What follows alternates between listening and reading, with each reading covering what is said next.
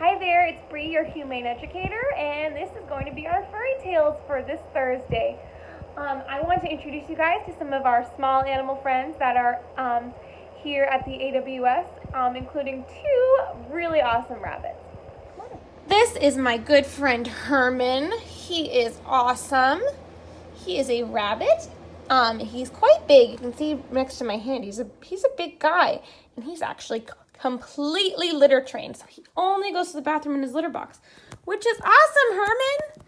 He's very friendly, and you guys can see by his body language, he's got a nice relaxed posture.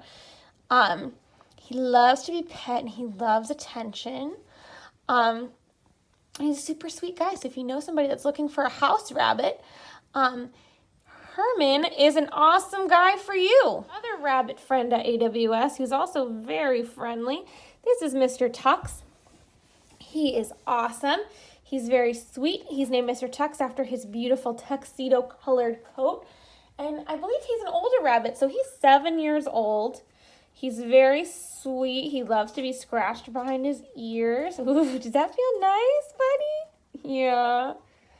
He's very sweet and very social.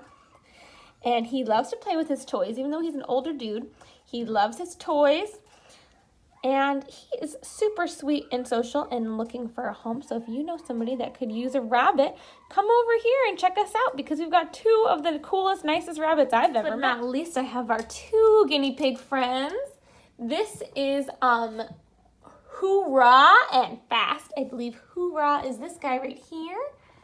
And Fast is the orange friend. So these two are guinea pigs.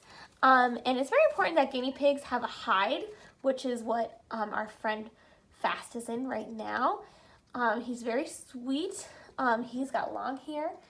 And both of them are very friendly, but as guinea pigs are prey animals in the wild, guinea pigs have a tendency to be a little bit more shy. But they're very cool also. Oh, big yawn! Stop by and check them out if you are looking for a new little friend to add to your family. All right, so I wanted to read our story today. It's called Pumpkin Soup. And I don't know if I said before, but pumpkin is really awesome for animals. For our small animal friends, it's more of a treat, like our rabbit friends and guinea pig friends, because it is a little bit sugary. So it's kind of like candy for a kid. We can have it sometimes as a treat. But for our cats and dogs, pumpkin puree is really awesome if they have an upset stomach. So if you ever are looking for something to settle your cat or dog stomach, pumpkin is awesome. All right, so this is called Pumpkin Soup. It is a very sweet story by Helen Cooper about a cat, a squirrel, and a duck that live together. And they are very good at cooking together.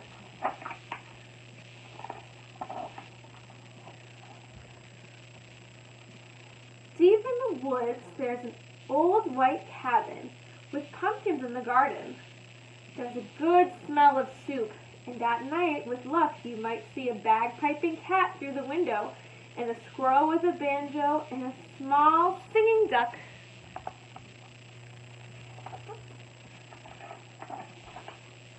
Pumpkin soup, the best you ever tasted. Made by cat who slices up the pumpkin, made by squirrel who stirs in the water, and made by duck who scoops up a pipkin of salt and tips in just enough.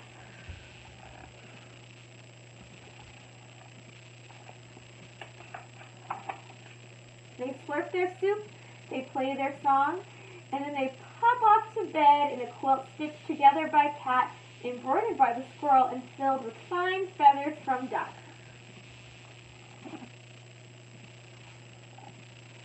It was peaceful in the old white cabin, and everyone had a job to do. Everyone was happy, or so it seemed.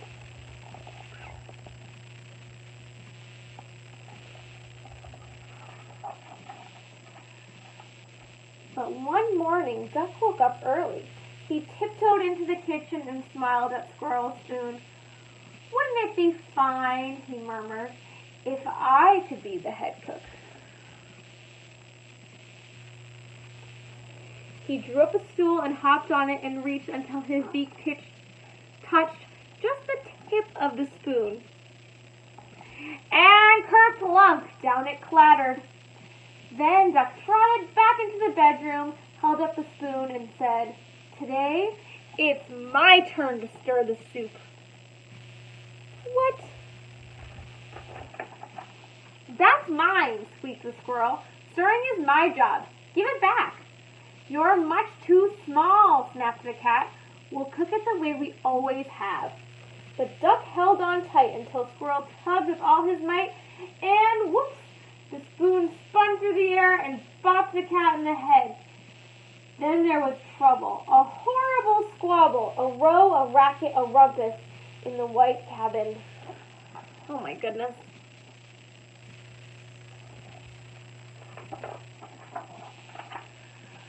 "I am not staying here," wailed the duck. "You never let me help with anything." And he packed up a wheelbarrow, put on his hat, and waddled away. "You'll be back," stormed the cat, "after we've cleaned up." And the squirrel shook his spoon in the air, but the duck didn't come back. Not for breakfast, even for lunch. "I'll find him," scoffed the cat. "He's probably hiding outside."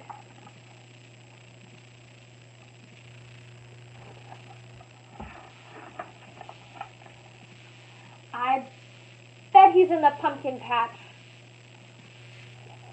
But Duck was not in the pumpkin patch.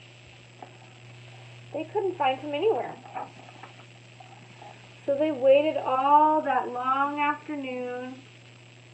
The cat watched the door, the squirrel paced the floor. "That duck will be sorry when he comes home," they muttered.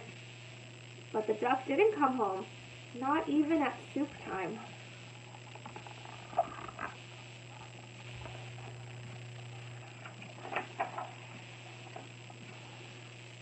The soup wasn't tasty.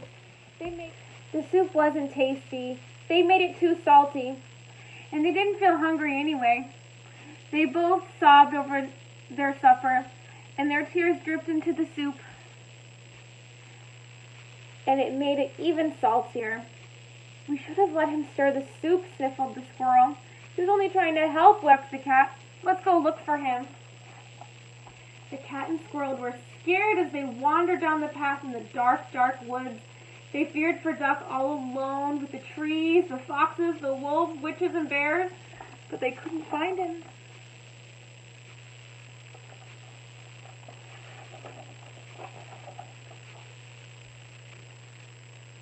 On and on they trudged until they reached a steep cliff. "Maybe he fell down that." "Oh no!"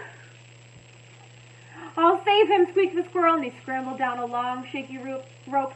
He searched all around on the ground, but he couldn't find the duck. Then the cat whispered in a sad little voice, "Duck might have found some better friends." "He might," sighed the squirrel. "Friends who let him help." The more they thought about it as they plodded back, the more they were sure they were right. There's Duck's soup kitchen, and it says at the top, "It was this soup made Duck famous. How did he do it? They go in thin and they come out fast."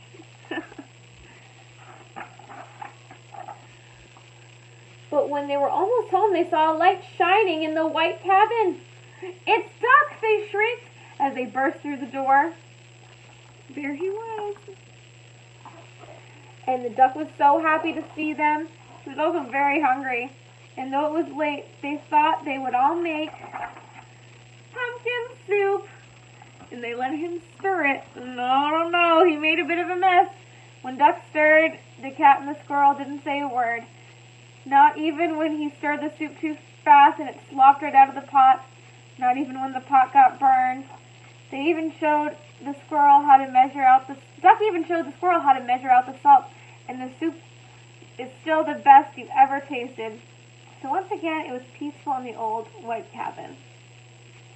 Until Duck said, "I think I'll play the bagpipes now."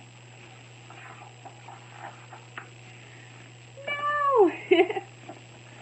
Well, thank you guys for joining me on our virtual furry tales.